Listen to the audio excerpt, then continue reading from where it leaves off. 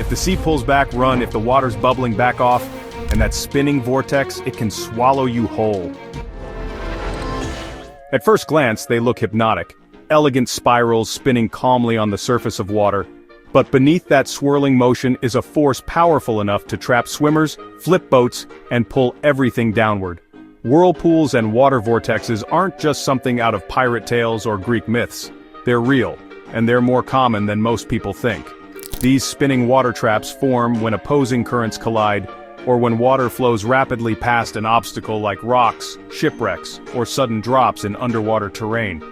What you see on the surface might look small, maybe a few feet wide, but the suction below can be shockingly strong. Some whirlpools rotate so violently that they pull oxygen from the water, suffocating fish and disorienting larger marine animals. Even skilled divers avoid them. The risk isn't just getting pulled under. It's the chaotic spinning that makes it almost impossible to swim out once you're inside the current. The deeper the vortex goes, the harder it gets to escape.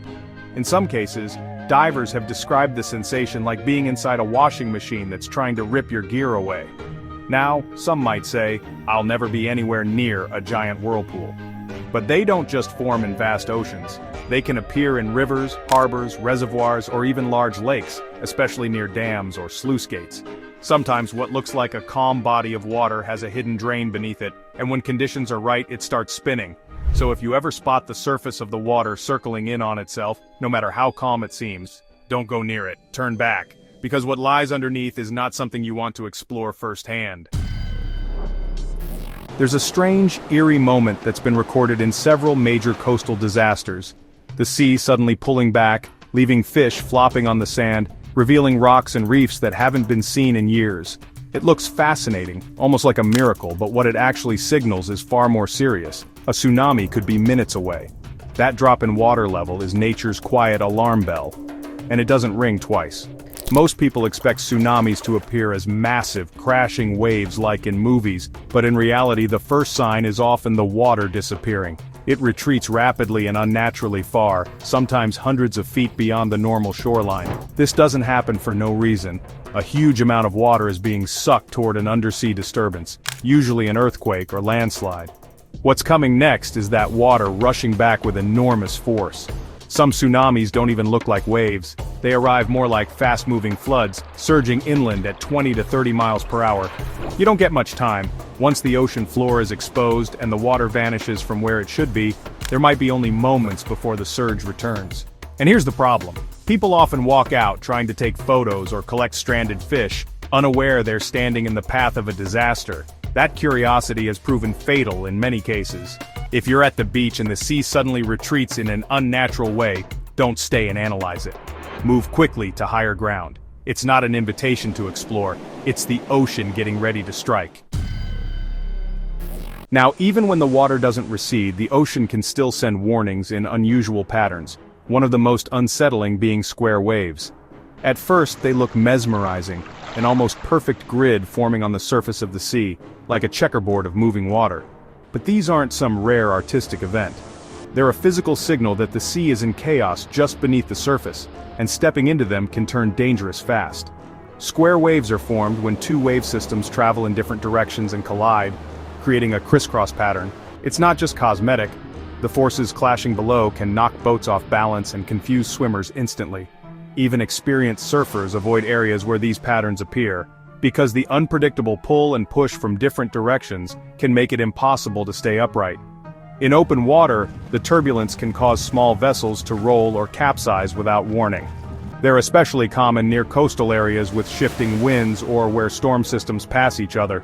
Tourists often mistake them for a photogenic moment, but those neat squares can hide aggressive undercurrents. What's worse is that these waves aren't loud or explosive. They don't crash, they just intersect and churn. If you're swimming and the surface around you starts forming sharp angles or moving in multiple directions, you might already be caught between opposing forces. And in that kind of water, the fight isn't just about staying afloat, it's about finding a way out before you're completely disoriented. You won't see them coming, and that's exactly the problem. Box jellyfish are nearly transparent, blending in perfectly with clear tropical waters. They don't move like predators, they drift gently, silently, almost like plastic bags caught in a current. But make no mistake, a single brush against their tentacles can trigger one of the most dangerous envenomations known in the ocean. These creatures aren't large, some are only the size of a basketball, but their tentacles can stretch up to 10 feet and are covered in thousands of stinging cells that react on contact. You don't need to touch the whole jellyfish. Even brief contact with one or two tentacles is enough to unleash venom that attacks the nervous system, the heart, and the skin at once. Swimmers who have been stung often say the pain feels like being burned with acid or shocked by live wires. It's immediate, overwhelming, and disorienting.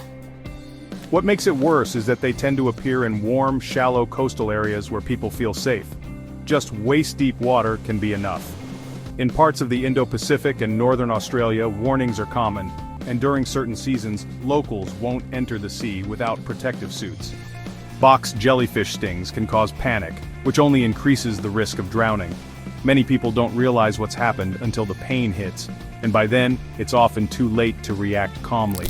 These jellyfish don't chase, and they don't look dangerous, but that's what makes them so effective. The ocean isn't always loud when it's at its deadliest. Sometimes it just floats quietly, waiting for someone to get too close. If you ever find yourself in tropical waters and notice warning signs on the beach or local swimmers staying out despite good weather, don't ignore it. You might be looking at a danger you can't even see. You step up to the shoreline expecting clear, inviting water, but instead it's bright green, or worse, deep red like something from a horror movie. These dramatic color changes are the result of toxic algae blooms, and when they show up, the best move is to stay far away. These blooms aren't just weird looking, they can release poisons into the water and air that harm people, animals, and entire ecosystems. They happen when certain microscopic organisms like cyanobacteria or dinoflagellates multiply out of control. All it takes is warm water, sunlight, and excess nutrients from nearby farmland or sewage runoff. Once the bloom starts, it spreads fast. Some turn the water neon green and thick like paint, others stain it crimson, a phenomenon often called red tide. That name sounds dramatic, but it's not an exaggeration. These blooms can suffocate marine life, cause fish to wash up by the thousands, and irritate your eyes, lungs, and skin just by being near them. People have reported headaches, nausea, and rashes after swimming during a bloom, and some algae types even release airborne toxins that affect people walking on the beach. In lakes, ponds, and coastal areas, the signs are obvious if you know what to look for: foam, scum, or strange colors spreading across the surface. Some blooms are so dense they block out sunlight, killing plants and disrupting the oxygen supply underwater. It becomes a dead zone. Don't let the bright colors fool you. This isn't just dirty water, it's a chemical reaction in progress. If the water looks unnatural, smells bad, or leaves residue on the surface, don't risk it. No photo is worth the exposure, and once the toxins enter your body, they can linger long after you leave the beach. The ocean doesn't always show its teeth. Sometimes it pulls quietly, without a splash or a roar, and that's what makes rip currents so dangerous. These narrow, fast-moving channels of water flow away from the shore at surprising speeds, sometimes faster than Olympic swimmers. They don't drag people under, they drag them out, and they strike when everything seems calm. You might be swimming just offshore, feeling fine, and then suddenly notice you're farther from land than expected. That's how it starts. A rip current can form anywhere there's a break in the waves, between sandbars, near piers, or in gaps between coral reefs. The water that's been pushed ashore by waves has to flow back out somehow, and it finds the path of least resistance. That's the rip. The danger comes when people panic. Most try to swim straight back to land, but that's like swimming against a treadmill turned to maximum speed. Exhaustion sets in fast. Lifeguards advise swimmers caught in a rip to stay calm, float, and swim parallel to the beach until they escape the current, then angle back to shore. But even knowing that, it's terrifying to feel yourself pulled into deeper water with no warning. On many beaches, you'll see signs warning of rips, but the water still looks peaceful. That's the trick. Rip currents often leave a smooth, darker path through the waves. No foam, no obvious turbulence. It can look like the safest spot to swim, but if the waves aren't breaking in a section of the beach, and the water looks unusually calm, that might actually be the exit route for thousands of gallons of water, and it's not a place you want to be. It looks like a translucent balloon drifting on the waves, maybe even something you'd pick up and toss as a beach toy. But the Portuguese man-o-war is one of the ocean's more deceptive threats. It's not a jellyfish, though it resembles one. And it's not a single creature. It's a colony of specialized organisms working together. What it is, however, is armed with tentacles that can stretch over 30 feet long and deliver a sting powerful enough to paralyze small fish, and send an adult human straight into shock. These creatures float along the ocean's surface, pushed by the wind like living sails. They're common in tropical and subtropical waters, often washing up on beaches after storms. Their venomous tentacles trail far behind them, nearly invisible in the water. You don't even have to see the body to get stung. The tentacles can still deliver venom hours after the animal has died. The sting is excruciating. People have described it as burning, electrical pain that spreads quickly through the skin and muscle. While it's rarely fatal, the pain can be overwhelming, and in some cases it causes breathing problems, heart issues, or fainting. The worst part? These creatures often arrive in groups, covering entire stretches of shoreline with venom-laced threads. Some beachgoers, especially kids, mistake them for plastic or inflated toys and try to pick them up. Even a small touch is enough to trigger a defensive response. And don't think you're safe in shallow water. The man-o-war can drift close to shore and still deliver a surprise sting from under the waves. If you ever see something blue, translucent, and bobbing in the surf, don't poke it, don't touch it, don't step near it. Leave the area and warn others. The ocean has its own traps, and this one comes disguised as something harmless. It starts quietly. A patch of water begins fizzing like soda, bubbling without explanation. No splashing, no waves, just a strange disturbance on the surface. This isn't something to swim through. In many parts of the world, bubbling water is a serious warning. It often means something large is moving beneath the surface. A predator, an underwater vent, or a pocket of gas escaping from deep below. In volcanic areas, rising bubbles could be linked to hydrothermal vents or even seismic shifts under the seafloor. These vents don't just release gas. Some shoot out boiling water or chemicals that can burn skin or cause disorientation. In other places, bubbles can signal trapped methane or carbon dioxide leaking through the sediment, gases that can reduce oxygen levels and suffocate marine life in moments. Entire fish die-offs have occurred after these kinds of bubble releases. Then there's the wildlife factor. Divers have noted that fast-rising schools of fish or large animals like whales or squid will often push air and sand upward, creating sudden bubbling that seems harmless until the water around you starts to move. Sharks circling in feeding frenzies can also cause similar water behavior, rapid, scattered bubbles that break the surface without any visible cause. In calm waters, bubble clusters usually don't belong. If the surface seems to be boiling or shimmering unnaturally, step back. Something below is disturbing the balance, and whether it's geological or biological, it's not a good idea to find out the hard way.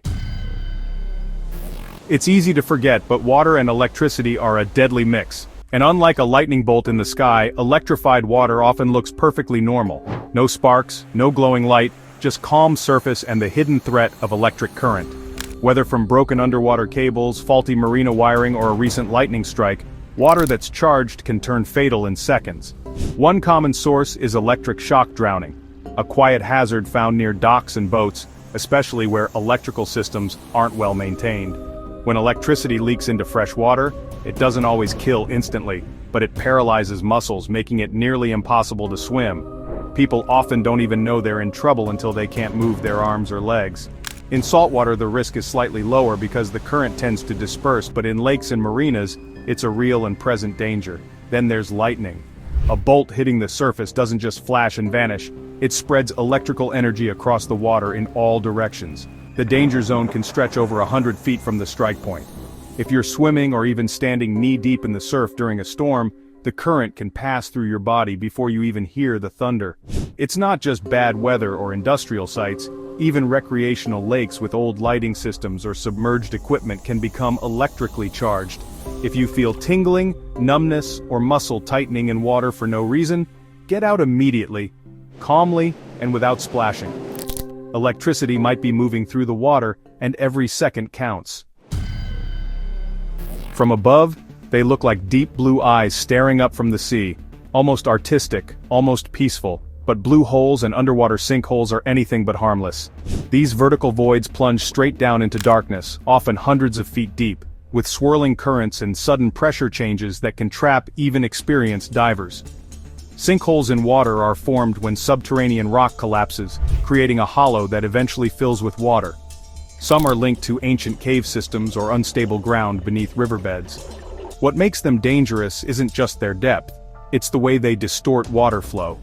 A strong current above can suddenly vanish, pulling down into silence. Swimmers and boats have vanished over these voids, caught in invisible downward drafts. In the ocean, blue holes are popular with divers for their beauty, vertical shafts of deep water surrounded by shallow sandbars, but those same features create strong thermoclines, low oxygen layers, and disorienting darkness. Visibility can drop suddenly, and gas levels in the water can shift fast enough to knock a person unconscious. Some sinkholes are completely hidden beneath the surface with no clear markings. They sit silently in rivers and coastal zones, waiting for erosion or heavy rain to stir them up. Boats have been pulled off course without warning when anchoring near them. That calm patch of deep blue water that looks oddly smooth, it might be more than just deep, it might be open. You're standing on the beach. The tide's been coming in gently. You see people walking along the shore, kids playing, dogs running, nothing unusual. Then without warning, a single wave comes in. Not massive, but faster, taller, and stronger than the rest. It sweeps across the beach, reaching farther than expected, pulling everything back with it.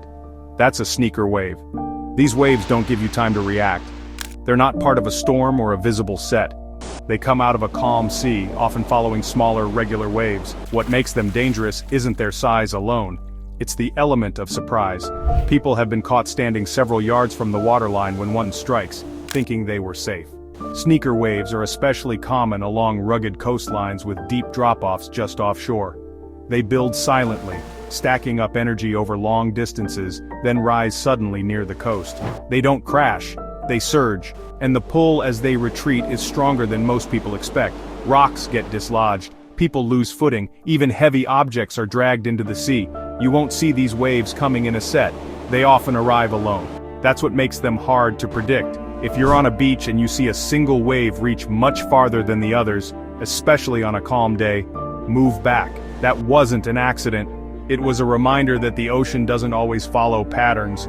Sometimes it throws in one extra wave, the one that wasn't supposed to happen. You jump into the water expecting a refreshing dip, and then your body locks up. Breathing becomes nearly impossible. Your muscles tighten. For a few seconds, you can't move at all. That's cold water shock, and it doesn't only happen in frozen lakes or the Arctic. It can strike even in warm-looking rivers, coastal waters, and deep swimming holes when there's a hidden layer of much colder water beneath the surface. This isn't hypothermia, which takes time to develop. Cold water shock happens instantly when skin hits water below roughly 60 degrees Fahrenheit. That sudden change triggers an automatic response, rapid breathing, elevated heart rate, and loss of muscle control. The problem is many people enter the water head first or unexpectedly fall in, and within the first minute they're already struggling to stay above the surface. Even strong swimmers are at risk because cold shock has nothing to do with fitness. You can't outswim the effect of your diaphragm seizing up or your limbs losing coordination. The most dangerous part? People often panic. That panic leads to fast breathing, swallowing water, and exhaustion. Many cold shock incidents happen close to shore, not from long-distance swims but from people who never get the chance to move forward at all. In deep lakes or near river mouths where warmer surface water floats above colder layers, the temperature can drop by 20 degrees or more in just a few feet. If the water feels strangely cold the moment you step in, don't rush forward. Get in gradually if possible, or rethink the swim entirely. In places where sudden drops are likely, the real threat isn't what you see, it's what your body does the moment it feels the change. You're floating above clear blue water, sunlight shimmering through the waves. Then, out of the corner of your eye, you see movement. Thin, darting shapes slicing beneath the surface. At first, they seem harmless, then more appear. Dozens, maybe hundreds. If you're seeing flickering shadows just under the water, you might be swimming above a school of needlefish or barracudas, and you don't want to stay long. Needlefish are slender, fast, and incredibly sharp. They tend to swim near the surface and are drawn to splashing.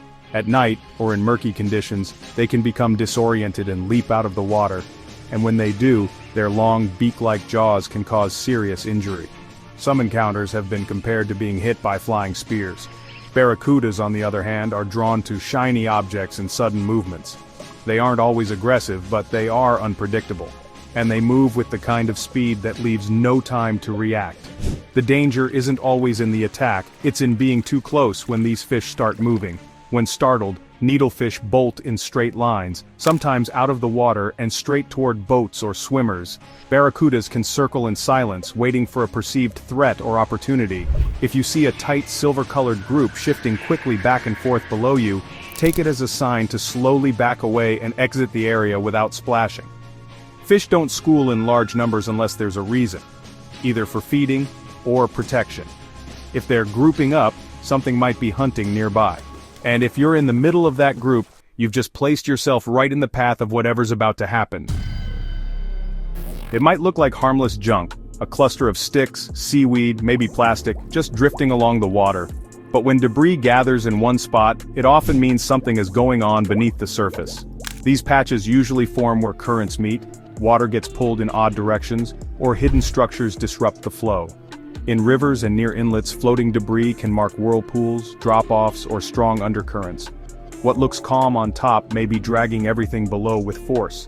Debris can also hide rocks, sharp objects, or submerged branches that can trap swimmers. After storms, these fields become even more dangerous, unpredictable and unstable. If you spot a thick patch of debris in moving water, don't swim through it. It's not just trash, it's a warning flag. Underneath, the water might be far less forgiving than it appears on the surface. That's about it. Which moment scared you the most? Write in the comments. For more useful information, watch other videos.